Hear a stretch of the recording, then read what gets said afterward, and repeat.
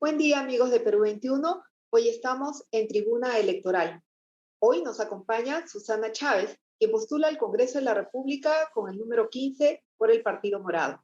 Bienvenida, Susana Chávez. ¿Qué tal, Patricia? Muchísimas gracias por esta oportunidad de dirigirme al público. Gracias a ti por tu preferencia y por elegir Perú 21 para dar a conocer a nuestros lectores cuáles son tus propuestas electorales. Tú eres conocida por una férrea defensa de los derechos sexuales y reproductivos, el derecho a la salud. Quisiéramos, por favor, conocer si es que estos van a ser los principales fundamentos de tu propuesta electoral de llegar al Parlamento. Sí, Patricia, efectivamente, este es un tema clave para nosotros y yo he encontrado en el Partido Morado justamente una apertura muy grande a estos temas porque reconocemos que es parte de la igualdad y de lo que se llama, lo que Julio Guzmán señala, la cancha plana, es decir, que hombres y mujeres tengan las mismas oportunidades. Y la salud sexual y reproductiva es una muy buena base para que esto se produzca. Hoy en día tenemos un serísimo problema con el embarazo en adolescentes. Hace más de 30 años tenemos los mismos indicadores, no hemos cambiado nada y lamentablemente, como sabemos, el embarazo en adolescentes es la primera causa del abandono escolar.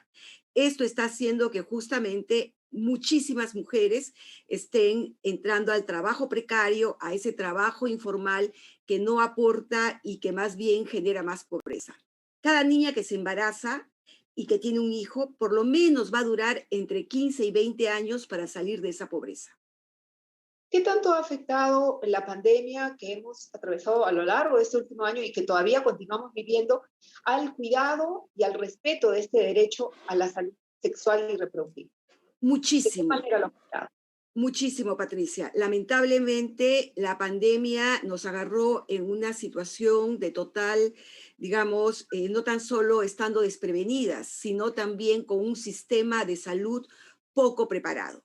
Entonces, no ha podido soportar esta arremetida que nos ha generado. Entonces, lo primero que ha habido es con este cierre de servicios, es que servicios tan elementales como, por ejemplo, el acceso a los métodos anticonceptivos se vieron suspendidos. Y justamente en un momento muy complicado de mucha pobreza, de pérdida de empleo, las mujeres ya no podían acceder a los métodos anticonceptivos en los establecimientos y han tenido que recurrir a las farmacias. Esto ha originado que por lo menos el 50% de mujeres reduzcan su acceso a los métodos anticonceptivos. Ya era bajo, pero con esto ha significado algo muy duro. Y esto se traduce más o menos que lo que fue la primera ola en 100.000 mujeres sin protección adecuada para evitar un embarazo no deseado. Ahora, ¿de qué manera el Estado puede, desde el Estado se puede ayudar a esta población de adolescentes y de mujeres para que tengan acceso a a todas las facilidades que puede dar el tema, pueden dar los métodos anticonceptivos y que además de alguna manera se proyectan también en los índices de cuidado infantil? O sea, Así hay es. una mortandad de los pequeños es bastante alarmante también. Sí, lo que tú dices es absolutamente correcto. La asociación entre embarazo en adolescentes y mortalidad infantil es muy fuerte. Entonces, ahí vamos a ver que además los niños que nacen de mujeres adolescentes, por lo general tienen muy bajo peso y el problema muchas veces ocurre que no es tan solo el nacimiento de un bebé, sino inmediatamente la cercanía con otro, con un embarazo siguiente. Entonces, ahí estamos hablando de una situación muy crítica. Ahora, ¿qué cosa es lo que tenemos que hacer? Por supuesto, el Estado tiene que hacer muchísimo. Y no estamos hablando solamente de acceso a métodos anticonceptivos, estamos hablando de una política integral de salud sexual y reproductiva. Y eso pasa no tan solo por lo que ocurre en el establecimiento de salud, sino principalmente por lo que ocurre en los colegios.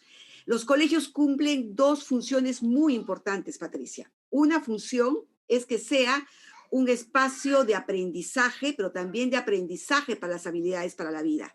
Y ahí la educación sexual juega un rol muy importante. Pero la escuela también tiene que ser un espacio protector. Es decir, es el único espacio donde se podría, fuera del hogar, detectar si efectivamente una niña, un adolescente está sufriendo de violencia sexual.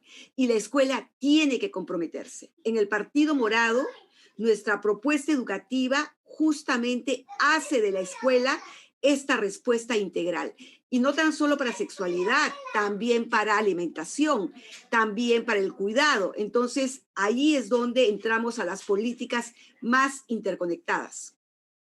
De acuerdo a los estudios de tu conocimiento, la currícula escolar está fortalecida respecto de la enseñanza de la planificación familiar, por ejemplo. Mira, lamentablemente no, y por una razón. Acuérdate que en los últimos 5 años la política educativa ha sido fuertemente bombardeada por grupos extremistas. Y lamentablemente grupos extremistas que han llevado a la confusión a la población, señalando cosas que no existen y que no son ciertas. Por ejemplo, diciendo que el enfoque de género es nocivo, cuando lo que ha permitido el enfoque de género hasta ahora es por lo menos ayudarnos a las mujeres a que podamos estar más presentes en el empleo, a terminar los estudios, a castigar la violencia sexual. Eso ha ayudado el enfoque de género. Pero esto no ha sido así interpretado y ha sido tomado como una bandera política y eso ha debilitado muchísimo al Ministerio de Salud. Entonces, yo me siento muy orgullosa que nuestra candidata a vicepresidenta sea justamente Flor Pablo, quien ha defendido la política educativa. Entonces, nosotros sí le estamos poniendo muchísima fuerza, porque ahí sí quisiéramos que las escolares sean el centro de la política, que ellos sean los que sean fortalecidos y que salgamos de esta situación crítica en la que nos encontramos ahora. ¿De qué manera logramos eso desde el Congreso de la República, que es a donde tú postulas? Sí, hay dos formas que nosotros estamos como trabajando fuertemente. Por un lado, la reforma educativa. Es decir, el colegio tiene que estar respaldado con una política que integre mucho más activamente en el territorio, en el lugar, los distintos programas de apoyo a la niñez. Y la escuela tiene que verse no tan solo como la educación básica, sino también como la educación inicial. Y tiene inclusive que ver desde que los niñitos van a comenzar ya nacen para combatir tanto la anemia con la desnutrición. Pero también necesitamos generar condiciones, por ejemplo, en una educación inicial para que haya una erradicación de la violencia, para que haya suplementos alimentarios junto con la estimulación temprana que debe haber.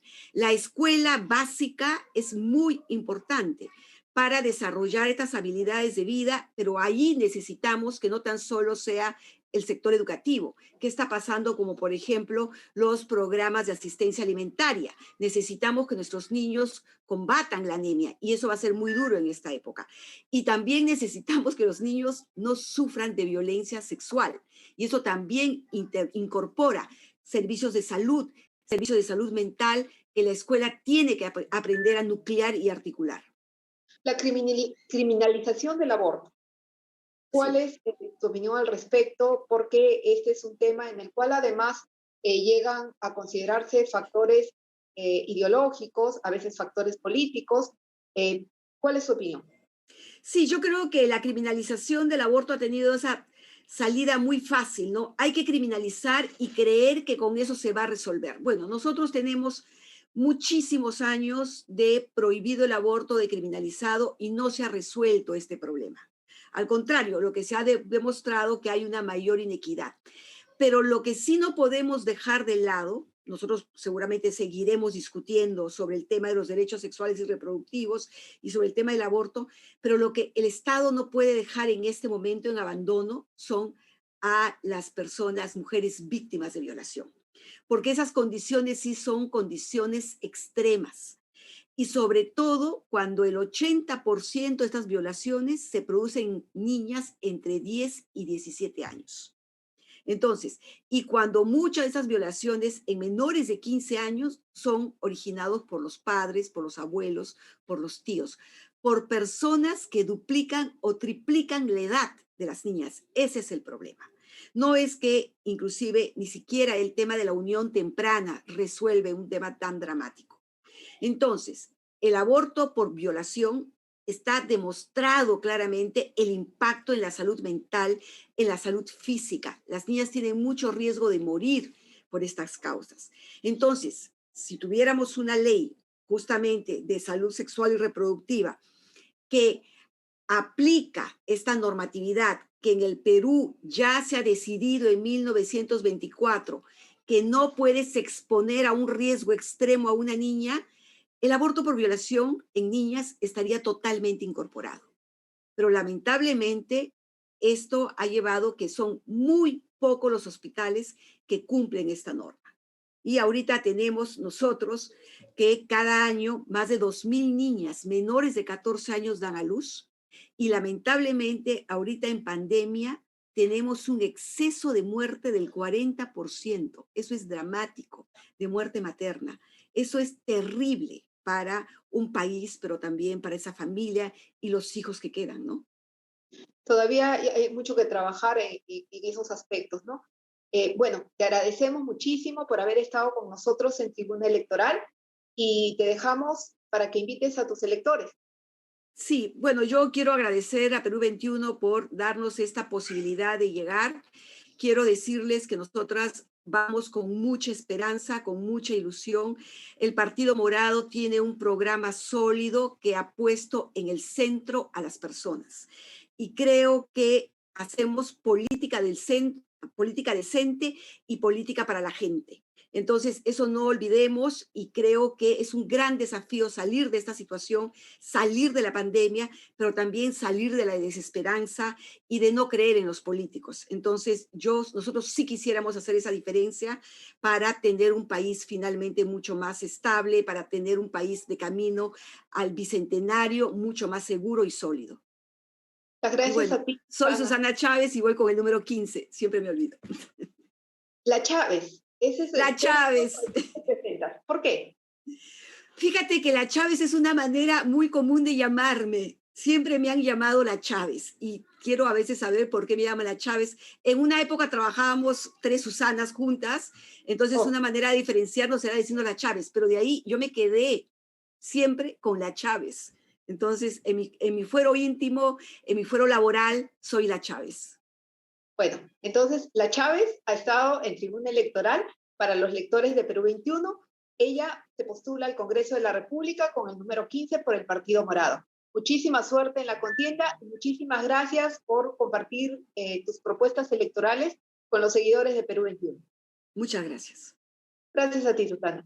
Y con ustedes, amigos, bueno, eso ha sido todo por hoy con Tribuna Electoral. Muy pronto conoceremos a otro candidato que nos hará conocer sus propuestas, sus aportes y por qué aspira a llegar al Parlamento. Muchísimas gracias. Hasta luego.